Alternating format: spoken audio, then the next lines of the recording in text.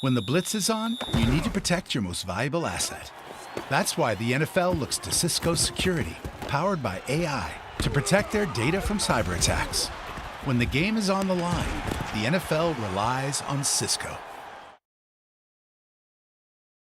When we needed to, at the end of the half or the end of the game, and it's disappointing. And this is it's a true loss if we don't learn anything from it. We're going to use this as a teaching experience, and so talked about it at the beginning of the season, what success looks like for me, and that's just getting better each and every week. Not only the players, but also the coaches and myself. Jerod, what do you hope you learn from it?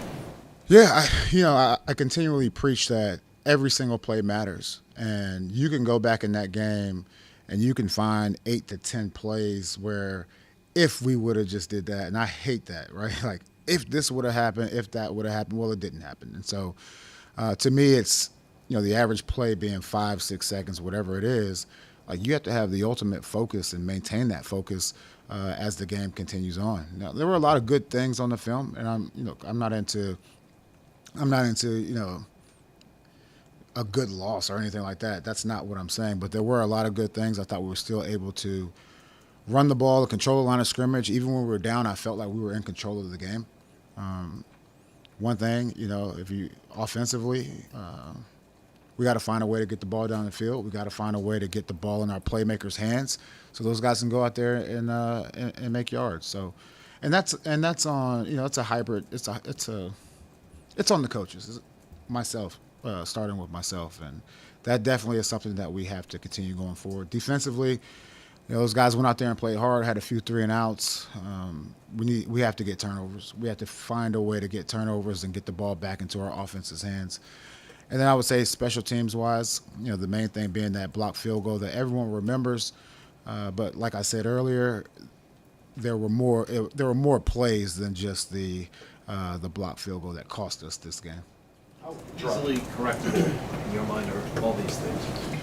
Yeah, I don't think anything at this level is easy. I think there is some low-hanging fruit, though, that we can take advantage of going forward. Now they've had a day to kind of chew on everything.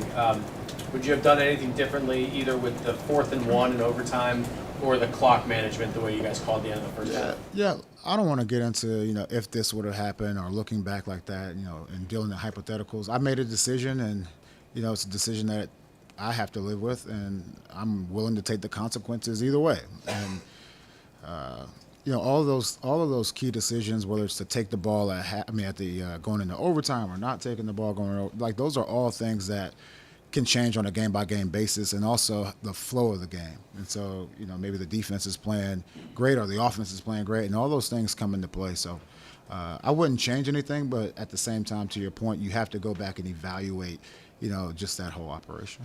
You were asked about him being frustrated. How do those conversations go? Look, all of those guys in that locker room want to play football. All of those guys in the locker room want to help this team win. And if they're not frustrated, then that's an even bigger problem. And frustrations, every single week someone's going to be frustrated. Every single week you're going to have to put more on one side of the ball or more on one individual than the other just based on matchups alone. And, if you're not frustrated, that to me just says a lot. I know you were asked about him yesterday and today, but do you have any update on Chuk's tour for and whether you expect him to be available for you again this season? Look, Chuk's left the building. He's not with the team. He's doing some thinking, but at this point in time, he's not with the team. So I don't want to get into that. I told you guys I did give him a call. We had a good call, and it had nothing to do with football or roster spot. It had everything to do with just making sure that he was okay. After Bentley went down, was Duggar at the green dot, and how do you feel like communication went after the injury? Yeah, the communication was good, and it was Duggar. And remember, Duggar did it all last year as well, so it was not anything new for him. I've always been a huge believer in like a linebacker having the green dot, but I'll tell you, the way Duggar played yesterday as a whole and able to handle the communication, he definitely filled in for that role.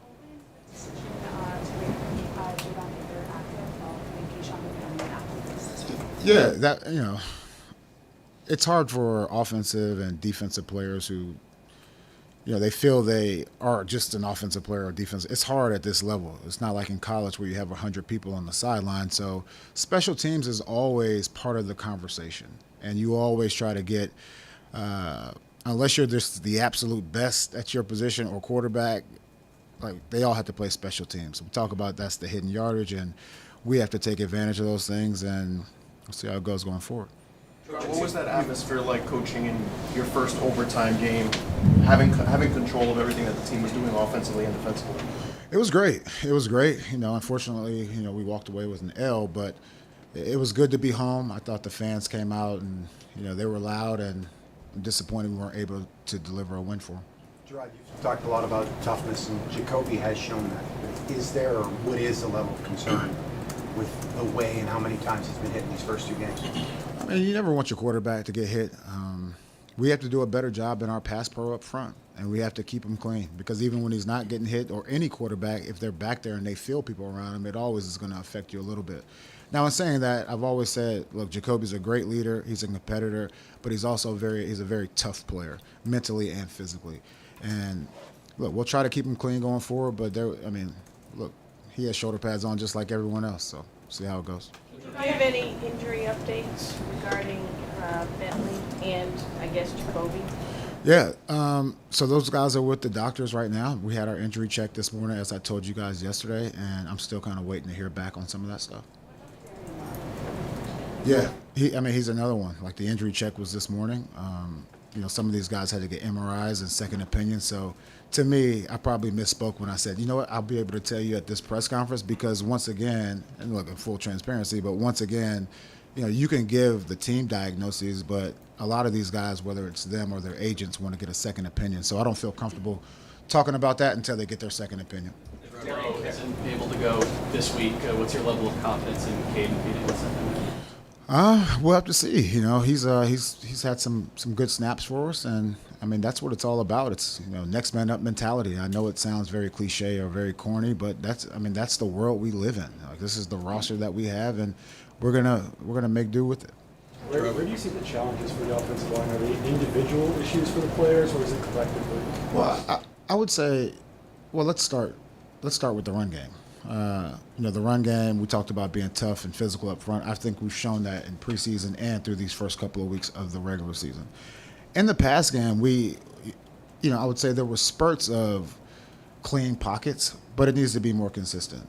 I would also say, as we got into the second half, I'm not telling you guys anything you didn't see, but as it got to the second half, our pass pro kind of broke down a little bit more. I still believe that we have a well-conditioned team. But I would say on both sides of the ball yesterday, you saw a lot of hands on hips. And you have to be able to push through that adversity and still be on the same page and ultimately execute. So we saw Christian Barmore in the locker room playing some workout clothes. Do you guys have any clarity he'll be able to return at some point this season? Well, I'm not going to get too much into the process of what he has to go through, but there are certain benchmarks or levels that he has to hit to even be considered to come back. So I think the first thing is just, between, the doctors here and even outside of this building helping us with this situation, we'll see how it goes. I'm excited. Look, he's in the building every day. Once again, coming from a player who's been on IR, I had a good conversation with him where don't just stay at home by yourself and you can go crazy. So he's working on football. He's working on, projects and things like that, and he's around the guys, so I think it's important. With the short week, as your time as an assistant coach and even going back to your days as a player, what does this team need to do in order to be ready to go come Thursday night? I think the first thing is to recover. That's the first thing. And so in saying that, we're going to bring the guys in late every day this week. They'll come in around 2 o'clock. I think it's important that those guys rest up, and it also gives the coaches an opportunity to get the game plan all put together. So that's the first thing. And secondly, it just comes back to executing. When you're sore, when you're tired, that's what it really comes back to. You talked about the coaching staff meeting with them. What are the conversations like with Alex when it comes to maybe what you would have liked to seen as far as certain drives go, with certain play calling? What's that like for you? Yeah. You staying on top of that? Look, we're on the same page. We know we can run the ball. Saying that, he understands that, You know, we got to get some of these other players, Pop in particular, but some of these other players involved more in the offense, and that's what we'll do this Thursday. Thanks, guys.